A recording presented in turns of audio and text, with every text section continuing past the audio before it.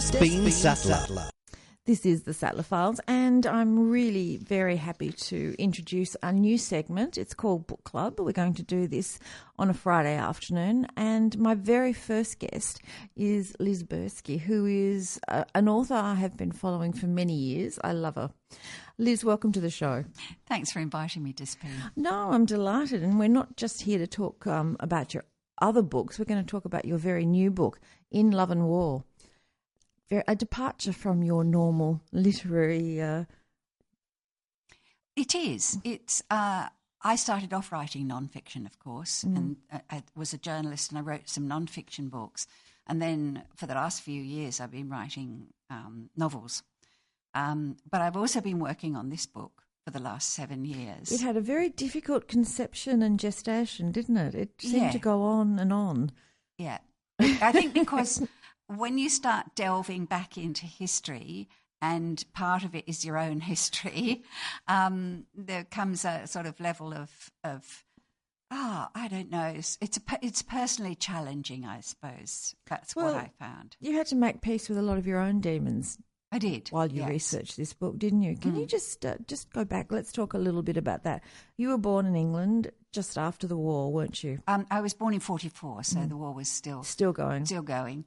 But I didn't know anything about it, obviously. You didn't. And I was born in London, and we lived in London for a couple of years and then moved down to Sussex, when I was a small child. Well, Sussex wasn't exactly a safe place to be. It was still bombed. Well, particularly in the last couple of years, 1944, 1945, the V1s and B2s were coming over across the Sussex coast, and we used to go and stay with my grandmother down there. And I remember Mum telling me these stories about how she'd set off from the little rented house that we were in to go and visit Grandma with me in the pushchair, and she'd see these doodlebugs coming across. And she could hear them too. She could hear them. They used to make a dreadful noise, and a very sort of threatening sort of sing-song noise. And so she would tip the pushchair into the ditch and jump in on top of me until it was safe to get out again. And, of course, I had no knowledge of that. I only know what she told me when I was years later, when I was an adult. But I suppose the memory of that was, what I discovered was in the book, in writing the book, that memory of war was always there. It would have been there. It would have been there. It was a terrible, terrible time for everybody. And, when we might just go back and recap on what this book is all about.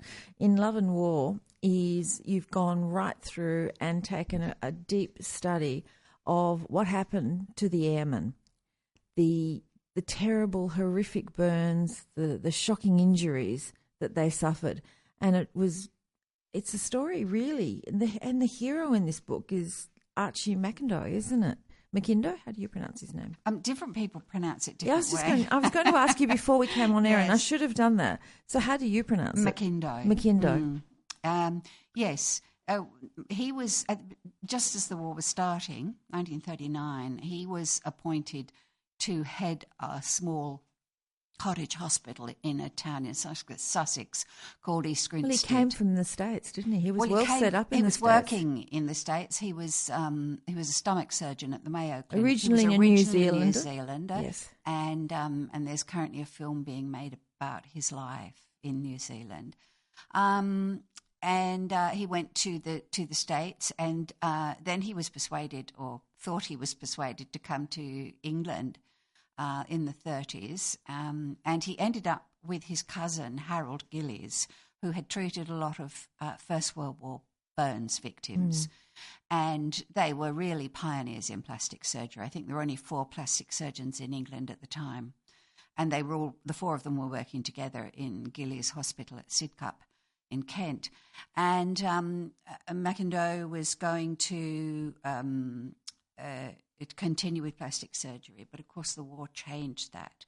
But they didn't realise, the Air Force didn't realise, none of the forces realised quite how terrible it was going to be. And the big difference from World War I to World War II was that in World War I, if people were terribly badly burned, they almost always died immediately. Well, they really didn't understand running drips with saline and replenishing the bodily fluids. That's right. It was so that much shift in the body's fluid balance. But between the wars, they found ways to keep them alive. People alive. So that presented other challenges in how do you treat the burns? How do you make these people able to move parts of their bodies, particularly their faces and hands, because for the fighter pilots particularly, the World War II aircraft, like, for example, the Spitfires, the fuel tanks were right underneath and in front of where the pilot sat. So if that was hit, all the fire flew up their bodies. They called it the Orange Terror, didn't they? Yes. I mean, I can't imagine anything more horrific. It's awful. Unbelievable. And these men had really, really terrible facial burns and burns to their hands and other parts of their bodies as well. But many of their faces were practically destroyed. And so as they started pouring into the RAF hospitals, and this little hospital had been made an RAF hospital, there were injuries that had never had to be treated before. Because the patient would have died long before it was a matter of superficial issues. Yes. It's amazing, isn't it? Their faces, their eyes, their hands. What do they call them? Mashed, fried and boiled? That's right. Unbelievable, isn't it? These men formed themselves into a club, a support group, believed to be the first ever support. I was going to say they were before their time, weren't they? Yeah, they were. And, I mean, there were lots of other airmen who weren't at East Grinstead, but these guys, to be part of what they called the Guinea Pig Club, because they were the guinea pigs of Mackindo, the plastic surgeon, they had to have been mashed, boiled or fried in the air. Some of them were all three. And we're talking about their noses, yes, completely missing ears, missing socket holes, cheeks, socket holes, yes, and not fingers. To mention then losing all their fingers. Yes. I'm just trying to remember which character it was in the book.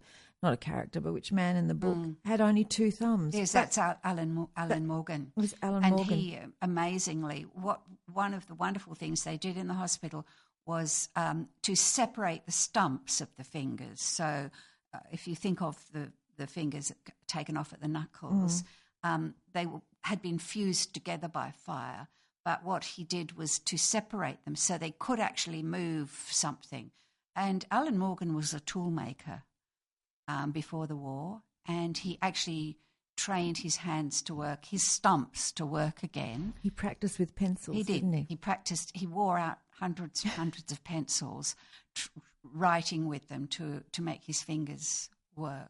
I love the story where he went for a job interview and having failed many job interviews before that, he decided he was going to be a bit smart. So he kept his hands in his pockets for the entire interview, got the job, and the employer said, "Hey, you didn't tell me you had no fingers." He said, "Well, I'm doing the job, aren't I?" I mean, wasn't it brilliant? I just thought it was a cheeky way to do it, but God love him. Yes, he's a wonderful character, a really inspiring character, and so is his wife. And they have this camper van, and they travel all over England, visiting other guinea pigs in different places. And Alan still works, obviously not on the boar jig anymore, but he still works with an ordinary household tools. See, isn't he a great example of what Sir Archie wanted to achieve? He didn't just want to fix them up. He didn't want to just fix that. He really wanted them to get their self-esteem back and to have a sense that they were, worthwhile members of the community who could go on and have another life after this horrible event. It's incredible, isn't it? But a lot of that, and this is what the book is really about. The book is about the guinea pigs, but the book is also about the nurses who nursed them. And the nurses were chosen for their looks as well as their nursing credentials because Sir Archie really thought that what the guys needed was a bit of a G-up. Absolutely, he did. He didn't think that they could survive with these terribly scarred faces, which even when they were rebuilt by plastic surgery, they were still not right. That's right. And he wanted to restore their sense of themselves as men, the sense that they could be loved was they very were important. dashing war heroes before the accidents, and they were so young, Yes. Lesbian. You know, some of them weren't even 20. It's frightening, isn't it? It is, Can you yes. believe that they let them fly at that age? It's terrifying, isn't it? It is terrifying. Yeah, and that's something, you know, if you have children, you think, goodness, how the mothers felt when It's they just saw another. those It's things. another world away. Thinking that wartime was. You can't imagine what people went through. No. And you can't and you can understand why people reacted in the ways that they did. Absolutely, absolutely. And you can see that, you know, young men, they were called the Brill Cream Boys because they were so gorgeous. They were gorgeous. And then they come back with a face that no one wants to look at. And, you know, watering eyes and noses and they lips dribble that as they tried control. to eat. They couldn't eat properly. Yes, they couldn't go to the toilet on their own. And you know, And so you can see why he wanted to he put had to do women that. with them. Yes, he had to do that. Yeah. And you know, you wonder, were the nurses put in... I mean, that would never happen today, politically correct and as it is, with sexual innuendos and bullying and sexual harassment. None of that would have been able to take place. None of what went on in the shenanigans in Ward 3 at East Grinstead Ward would 3. be allowed. It was a difficult time for nurses because they were trying to obtain professional status for nursing. But what surgeon did, was to dismantle all the boundaries, the professional boundaries, the distance that nurses were supposed to keep from their patients so that they didn't become emotionally involved. Well, he encouraged them to go dancing with them, to go to the movies with them, to do flirt. the extracurricular, to flirt. Absolutely. The flirting was very important, wasn't it? Yes. Even if they didn't carry it off with the knee trembler in the linen closet. But there were a lot of those. Apparently, according to your book, yes, definitely. Yes. Now, there were, and for some of the women who were, most of them were the same sort of age as the men. Mm. So, you know, it's the sort of thing that young people get up to anyway. Yeah. But it was the fact that it was the workplace that made it difficult for the nurses. And a lot of them felt pressured to conform they did. And to submit to the treatment. Yes. Well, Sir Archibald, he didn't rein the men in at all. And you can imagine a group of young men like that together, all pretty desperate. But well, there was a beer barrel in the ward. Beer barrel in the ward, yes. Slightly watered down, but it was always there. There was music playing. Somebody would go and borrow a bike and ride it into the ward. They'd switch the beds around to confuse the nurses. Hide the bedpans. Oh, they were monkeys. They were little buggers, really. Oh, they were. They were doing what young men do when they can do as they want to. And of course, they hadn't got anything to do. That was the other thing. They were bored as well as very badly injured. But they were mobile, a lot of them. And they were just waiting in between operations, weren't they? So they weren't actually sick. They were probably in a bit of pain, which I'm sure was dealt with. But that's why they had all this energy. Yes. And he wanted them to be young men. And young men get up to some horrible jokes. Yeah. And the nurses were not only the butt of the sexual advances, but also often the butt of jokes. And if women didn't respond, if they were shy or just didn't want to get involved, then they would get teased and bullied a bit. Although they didn't know they were bullying. The men didn't know they were bullying them. No. I don't think the men had any idea how difficult this was for the nurses. They all talk about how wonderful the nurses were, but they are very surprised to find that some of the nurses weren't happy about it. And it's funny, isn't it? Because on the other hand, according to your book, none of the nurses actually wanted to badmouth the guinea pigs. They didn't want to say bad things about them. They didn't want to say how they had felt bad or how upset they'd been by their advances because it's still 50 years later. That's right. They still wanted to protect those boys. They all loved the men, even those who had had a bad time. They said they were wonderful, they were heroes, we loved them. They behaved badly a lot of the time, but we loved them. They were, their lives had been ruined, and we did our bit for the war. And that was the interesting thing to me, that so many of the women would say, well, we all had to do our bit for the war. And they did. They looked at that as being their bit for the war effort, didn't they? Yes. Yeah. Now, just Gladys and Nancy were one of the two nurses you spoke to. Yes. Tell me, you spoke to guinea pigs and you spoke to nurses. Which one of them can you say? Who was your favourite? Which character really, really got to you? I loved Gladys. Gladys, who lived in Tunbridge Wells. And went to her ladies' club. Ladies' club in London. Wasn't she gorgeous? Yes, she's almost seems like, from another century. Well, she is from another century. She is from another century. She was very Downton Abbey, wasn't she? Yes, she was. And she was lovely, and she had a great sense of humour. And she had been a nurse, and she was very clear. I think she was a bit older than some of the other nurses, but she did find that the lack of boundaries was very difficult to cope with, particularly for the younger nurses. But I loved Gladys because she had such a sense of humour, and she went on after the war to study medicine herself. She had fallen in love with a man who she had nursed in a London hospital, and she'd then come to work at East Grinstead, and eventually she married this man who was he had a disability by then. He'd run for a bus and slipped off, and he lost his hand, didn't he? Yeah. So, but she was very down to earth, very realistic, and although she wasn't as crushed by it as some of the people I spoke to, she was very clear. She had a very good overview of how it was. Now, some of the nurses you spoke to had never talked to anyone about their wartime experiences, and for them, talking to you was very cathartic. It was, yes. It was very difficult for them. I mean, I could see when I was sitting there with them that we would sit and talk about other things at first, and then we would move on to the difficult part. And they would have tears running down their faces. Mm. Some had never told their families, their adult children. One woman had never even told her husband.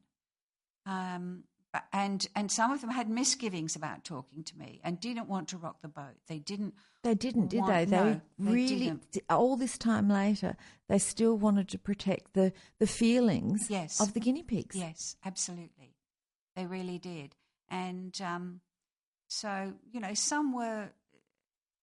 I did come across a couple of women, one in particular who said that... I think that was Nancy. Yeah, who said that the surgeon didn't do the women any favours. Well, I think she married a guinea pig, didn't she? And he cheated on her continuously. Yes, he cheated on her. Because he'd been built up to be, a god, so he continued his godlike manner. She said that the surgeon's approach was to treat the women as though they were there for the men, and that they were the men's reward in a way. It's and almost like her husband the never Japanese stopped comfort like women. That. Yes, except of course that the comfort women loathed their persecutors. They did. They were terrorised, right? And these women were not terrorised, but they were found themselves. They could have left any time they wanted. It wasn't quite the same. No. Yeah. The thing that was difficult for them, especially the much younger women, the VADs, the voluntary aid detachment, young nurses, a lot of them didn't tell their parents because their parents would have been shocked at what was going on. And a couple of them said that their parents wouldn't have believed that it wasn't their fault, that if the men were behaving like that, they would have thought it was because they led them on. Their daughter was leading them on. Yeah. I mean, that's a terrible thing to carry too. The fact that because I think in their minds they still didn't really understand. They knew that the boys were encouraged to do these things, but I would imagine there'd be a little, but did I do the wrong thing? Did I let them on? Maybe saying yes to going to the pictures was probably the wrong thing to do. It's really hard for them to work it out. But I just have to come back to how hard it was for you to write this book, Liz, because you had a very early experience with a guinea pig. You were petrified of them, not just one guinea pig, several. Or there was one nemesis guinea pig, but you were petrified of them. And it's a fear that had carried you for many years, didn't it? Yes, because when I was around the town with my mother, going to dancing classes, going shopping with my mother as a very small child, these men were everywhere around the town. And, of course, they were at their worst at the time. Mm-hmm. So some might have been bandaged heavily, but others had terribly discoloured faces, distorted faces. They had tubes of flesh attached from their what they call the pedicles? A pedicle. Pedicle. Which was actually used to regrow flesh rather than skin. So they had this thing like a trunk, like an elephant's trunk. It would have been petrifying as a small girl. They were very frightening. And I think that what happened for me was that my parents didn't want to talk about the war. They wanted to protect me. So whenever I asked about them or showed I was frightened, they would say, "Oh, don't worry about it. It was the war. It's all over." Whereas other people of my age who were around there at the time, they perhaps had relatives who were in the war or who were indeed, wounded in the war, and their families talked about it. So I didn't find many people who were as scared as I was of them. Well, your friend Evelyn, that was an amazing story that after 40 years you reconnected. Yes. A long time. It was a wonderful I don't want to give away the plot of the book, but I was very upset to hear that about Evelyn. Yes, because I felt that she was the little monkey on your shoulder that kept you was. going with this book. Just when you thought you didn't want to do it anymore. She kept needling me. She did, didn't she? She didn't. In the first place, she didn't think I ought to be writing it. She thought it wasn't any of my business, nosy journalist, nosy writer. But by extraordinary coincidence, she provided me with my first contact for a nurse. Because I was having difficulty tracking them down. And she was the monkey on my shoulder. She was needling me all the time. And it came to the point where she was saying, "Don't be ridiculous. You can't give it up now. Yes. Get on with it. Yes. Get over for someone yourself." who didn't want you to do it. Yes. She became a great advocate for the whole project. She did. She was a wonderful character. She certainly was. Yeah, no, she certainly was. I was just upset to see that she didn't get to see the finished product. No, she died. But I think she probably lived enough through you anyway. She probably did. She probably heard the whole story. Yes. Now, Fiona Wood. Now, talk about we go to Sir Archie and Fiona Wood. I mean, many, many years apart, but two amazing, wonderful pioneers for burns victims. And you must have been thrilled when she came on board and wrote your foreword. I was thrilled that she provided those wonderful comments for the book. She did some of her training at East Grinstead. Did she really? Yes, and the people at East Grinstead Hospital, which is now an international centre for the treatment of burns. People there remember her very fondly. So it was. She's an amazing woman. She is, isn't she? She is. She's wonderful. Yes. Now you've got a fundraiser coming up. Do you want to tell us a little bit about that? Yes, it is for the Fiona Wood Foundation, so it's for the research and development of burns treatments. And William Yeoman, who's the books editor of the West Australian, and I are doing an event at the Mount Lawley Bowling Club on the 21st of June. It's a Sunday afternoon. I don't know if you know that venue, Despine. I do indeed. I was a Mount Lawley girl. Oh, right. Yes, well, it's been revamped completely. Yes, and I it's know. beautiful, very atmospheric. And we're going to have 1940s music. We're going to do some readings from my book and also from a book called The Last Enemy by Richard Hillary, who was himself a guinea pig, yes. Yes, and it is... For people of my age, in my 70s now. And you don't look it. You look wonderful. Thank you. For people of my age, many people read this book when they were at school. It's called The Last Enemy. It is about his being wounded and his treatment. And he was a very interesting writer. So we're going to do readings from that, and we're going to talk about the writing of this book and play lovely 1940s. So it'll be like a tea dance, will it? Oh, I don't know about dancing, but they won't dance. Maybe I get nice Will music. to dance with me. Well, perhaps you could. But if people are interested, it would be lovely if they could come along. I loved In Love and War, but I love your fiction. Thank you. I really and truly do. I think you tap in to it is. I wouldn't call it chick lit because I think your writing is above that. but you do tap into the sorts of things that women are interested in. I try to. You do. I think, I mean, it has been called chick lit, but chick lit always... I think that's demeaning because I think you're better than that. Well, I think the thing too is that chick lit always propels the female characters towards finding a solution through a man. And you don't do that. I don't do that. I mean, sometimes That's what there I is love. a love story. Yes, but it's incidental. But it's incidental. It is about the lives of older women and the things that we cope with and the things that we want to do and how we want to spend our lives as we get older. Yes. And I've been very lucky. I've had a wonderful run with it.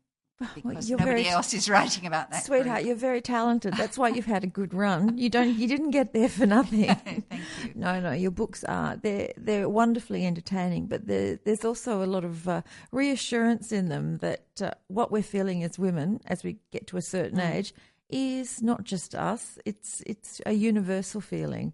Yes, it's about children. It's about menopause. It's about marriage breakdowns. It's all those things. Yes, it is. And I've been also very gratified that quite a lot of young women read the books too, and they will. Well, my daughter has, and she's 30, so well, she's enjoyed them. And they're saying it gives an image of older women's lives, and it's not all over after menopause. No, I hope not. There's so much more that I certainly hope we're all not.